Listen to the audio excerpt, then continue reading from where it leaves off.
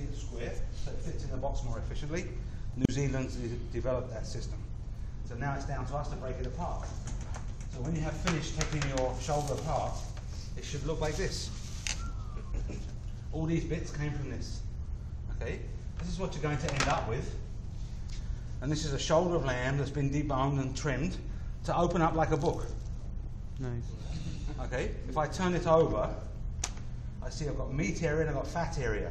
So later on, it will be like that. We will turn it over. We would tenderize that with a meat mallet, put some stuffing or some seasoning, and we would roll it up into a nice cylinder.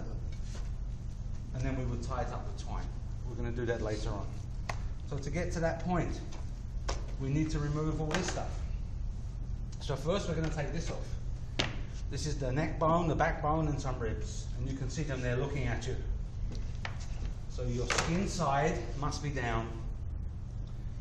You want to have your neck on your cutting side. Left-handers in the room? Just the one? So you're just going to be reverse. Okay, two of you. So you're just going to be reverse. So this neck meat, the backbone and neck bone, needs to be on your cutting side.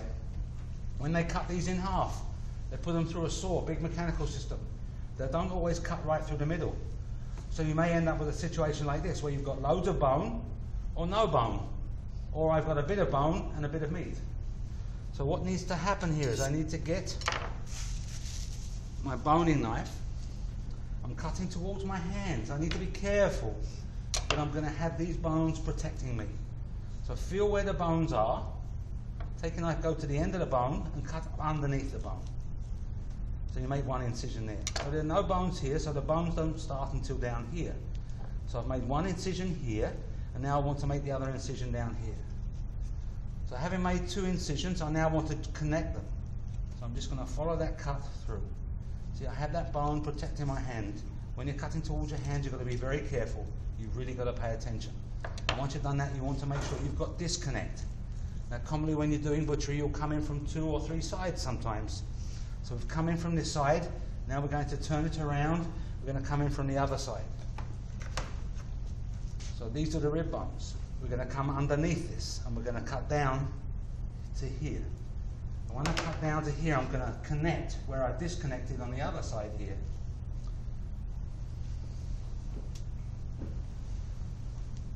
So disconnected, turned it around, come to the rib bones. You can see them, you can feel them. You want to take your knife underneath the bones. And what I'm going to be doing is cutting up against the bones actually. So I'm underneath the bones and I'm cutting against the bones. The tighter I can be against the bones, the more meat I'm going to take away from the bones. I want them to be like that really. That happened, a bit of scraping has happened to get that off there, but I don't want it too far away from it. So the more I can cut up to the bone, the better. Let me just stand that up. I had disconnected over here from this side. So now when I bring my knife down, I'm going to bring it down to join up with that connection there. So I'm coming down here. It makes life easier if I can just turn it around and now hold the bone and follow that cut straight down the bone until I get my disconnection. And you see I've joined up with that disconnection I made earlier on this side. So now holding the bone, if I keep cutting against the other side of this, and as I do that, the meat will fall away from the weight of it. And I'll just keep letting my knife run against the bone. If you keep hitting bone, you're going too deep. Just go a little lighter until that disconnects. So that was there. We came in here, we turned it around, we came under here, come down here. There should be minimum meat left here. Now looking at that right there, you can see a seam. This piece right here is the neck meat. This is the neck meat right here. If you hold that and move it, there is a seam here. It's joined by connective tissues. If you cannot see it properly, if you move that, you'll see some of it. You should be able to get your fingers in there and start the separation. Once you've started it, if it doesn't want to go any further, you hit that area with your knife. Make sure your fingers are out of the way when you're doing that.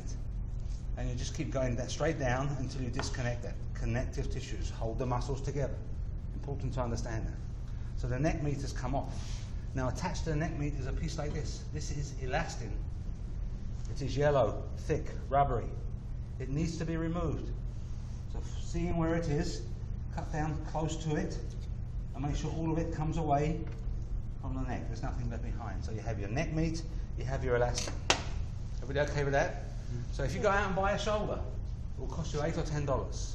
If you take the neck off properly, you can sell that for $7. So you're making a lot of money back already. It's the most tender muscle on that whole thing. This leads into the rack when it's on the animal, so it's quite tender. You can saute it, you can eat it rare, medium rare, or you can make beautiful curry with it if you like curry. So your priority, let me put this back on here, attach that, rebuild it. Your priority is to get this incision made if you're right-handed. Then turn it around, come under the bones, come down, make your disconnect, take that off.